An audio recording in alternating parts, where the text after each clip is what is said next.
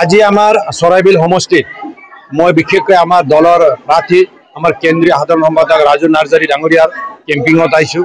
তেখেতৰ মানে যি ধৰণৰ সাপোৰ্ট ইয়াত জাতি জনগোষ্ঠী ধৰ্ম বৰ্ণ নিৰ্বিশেষে ৰাজু নাৰ্জাৰীৰ যি সাপোৰ্টটো ইয়াত আমি দেখিবলৈ পাইছোঁ। ইয়াৰ পৰা এইটো নিশ্চিত হৈ পৰিছে ৰাজু নাৰ্জাৰী ডাঙৰীয়া এইবেলি চৰাইবিল সমষ্টিৰ পৰা বিপুল ভোটৰ ব্যৱধানত ইয়াৰ পৰা জয়যুক্ত হ'ব। আৰু তেখেতৰ ওপৰত যে আশা আমাৰ বিটিআৰৰ ৰাইজে কৰিছে, তেখেতে আমাৰ দলৰ কেন্দ্ৰীয় সাধাৰণ সম্পাদক হয়।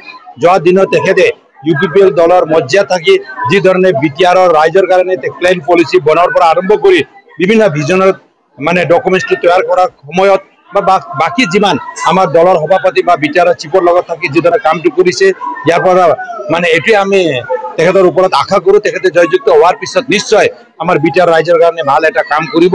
আৰু তেখেতৰ যি ধৰণৰ চিন্তাধাৰা, এই চিন্তাধাৰাত আমি আজি চৰাইবিল সমষ্টিৰ ৰাইজে তেখেতক ভাল পাইছে। আৰু ইয়াত এইটো প্ৰায় স্পষ্ট হৈ পৰিছে, ইয়াত আজিৰ দিনত মই যি দেখিছোঁ ৰাজু নাৰ্জাৰী ডাঙৰীয়া ভালে ভোটৰ ব্যৱধানত ইয়াৰ পৰা জয়যুক্ত হ'ব। জয়যুক্ত হৈ যোৱাৰ পিছত আমি সুন্দৰভাৱে সকলো আমাৰ দলৰ কৰ্মীসকলক লৈ মানে আমাৰ যিসকল জিকি আহিব এখেতসকলক লগত লৈ আমি অকলে বিটিআৰৰ চৰকাৰ গঠন কৰিম। আৰু প্ৰমোদ বড়ো ডাঙৰীয়া আকৌ এবাৰ বিটিআৰৰ চিফ হ'ব, এইটো প্ৰায় নিশ্চিত হৈ পৰিছে।